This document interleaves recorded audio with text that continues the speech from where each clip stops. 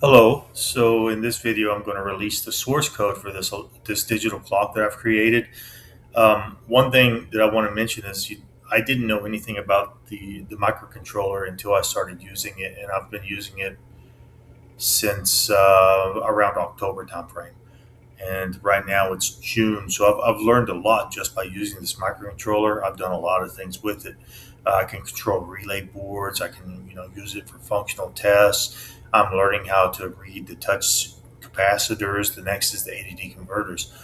So I've learned a lot of things. Like now I have an LCD that I'm communicating with. I'm going to go ahead and start this video, and I'm going to go ahead and make it where I have the board on the screen as well, so you can see what's going on. So I'll go ahead and start that.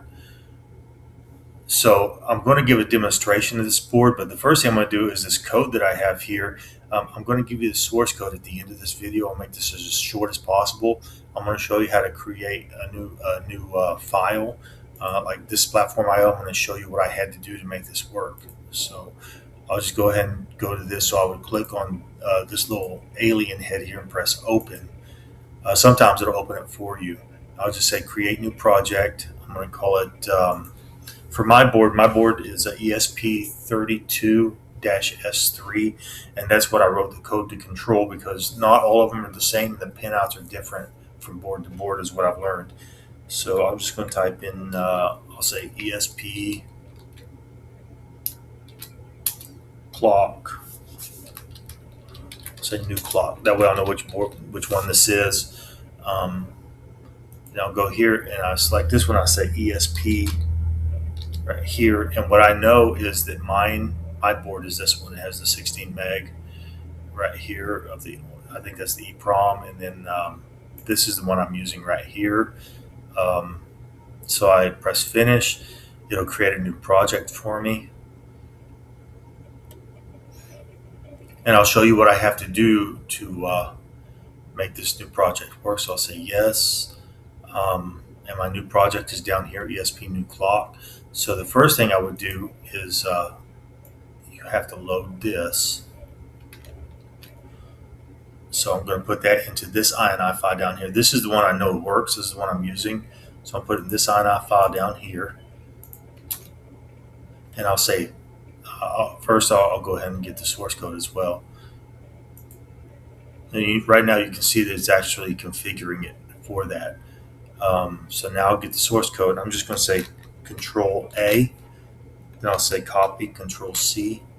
And then I'm going to go back down here to the new clock. And I'm going to say, go to this one.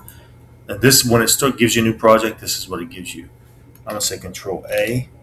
That selects all of them. I'm going to say paste, Control plus V. And that paste. So I just overwrote everything that's on that page, and I put my new code in.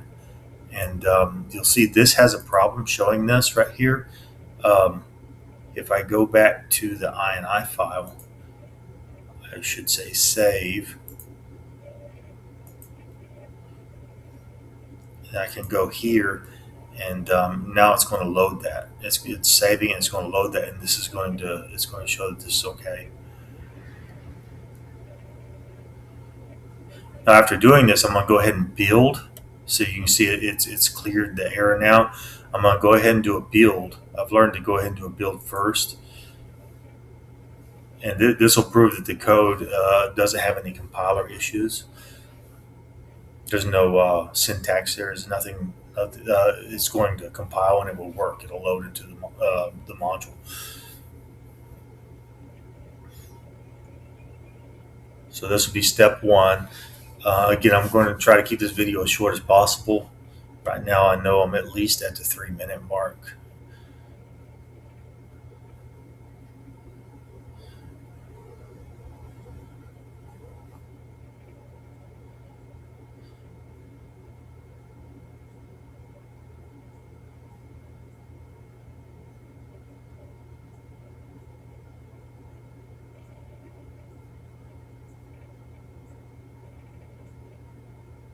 This takes a little while to compile the first time. That's what I've learned.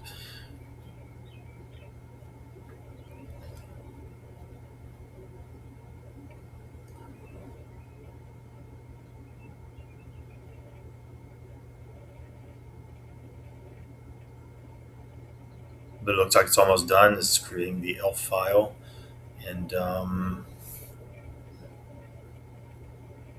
now I'll be able to load it. It's successful. Now I'll be able to load it. I'm going to take this and plug it into the computer now, and I'm going to load it into the microcontroller. So you see the microcontroller is now powered up, and I'll go ahead and press this button over here to load it.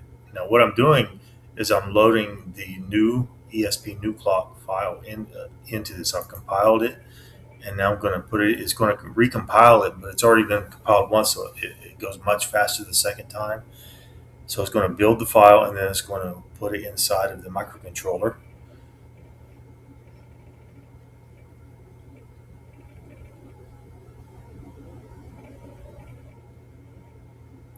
Okay, so that's done. I can take this, and now I can put this. I'll plug it into the power over here, and now I'm going to go ahead and turn this on and start this board. So you can see I have a clock and everything. I'm going to go ahead and zoom in so you can see, more of the display and everything of what's going on. And you notice I have pennies on here.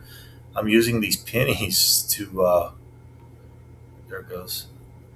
I'm using these pennies as like buttons. What I've done is I have wires coming off, and the wire is stripped underneath the penny, so that when I press the penny, it reads the capacitance value, and it's acting as a trigger to to tell this ESP controller what to do. So I'll go ahead and start. You can see it's got a clock. I'll turn it on back on again just so it's going to always show up start at 12 a.m. just like a normal alarm clock would. So I'll go ahead and that. Now if I want to set the time, first I also want to show this. It has military time. Has military time, 2400, and it has standard time. So if I want to set the clock, I press that one to set it, and now I can either do hour or I can do minute. I'm just going to go ahead and just do minutes on this one. I want to go down. You can see it wraps around as well. I just wanted to show you that, and I'll say set. Now it's set and it's saved. It's at 12:59. If I go military time, it says 2459, and it does wrap around and go to 0100 hours. It does. I'm not going to let this video go that long. It's already gone a long time. I'm just going to show you that it works by performing some of the functionality. So I can also set it in military time. I can do that, and you can see I can change the minutes in military time. I can go up or I can go down. I can also change the hours, and it wraps around. Got the hours. It wraps around to 1 and goes back to 24. You can see that. And I can save it like that. And I can also go to standard time, and I can change it in standard time. See, it says PM right here, so I can change it in standard time as well. If I do hours, now it only goes to 12. Now it'll go to 12 a.m. and then it counts in AM all the way. And I can hold the button down, and it'll go fast all the way through. So you can see it cycle through. It also goes down, counts down. I can do minutes the same way. Minutes go up, and the minute goes all the way down, and it wraps around at 59. Let's see, like that. And I'll go ahead and stop it there. And now when I go to military time, it's going to say 11 instead of 2300 because I guess that military button's got I don't have the insulation cut back well on that one.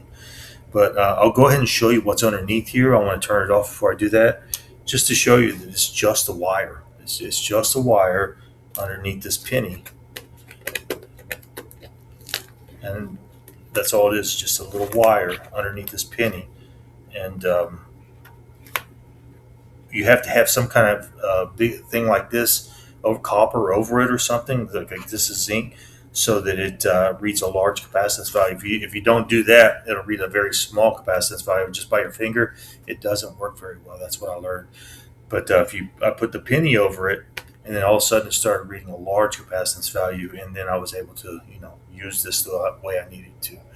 So anyway, that's just a small introduction to what I'm doing here, with this little ESP board, and it gives you something to work on if you wanted to, work on it and learn something about it, like I have been. So have a good day. By the way, the code is at the end of this, the source code is, and the wiring diagram. So have a good day.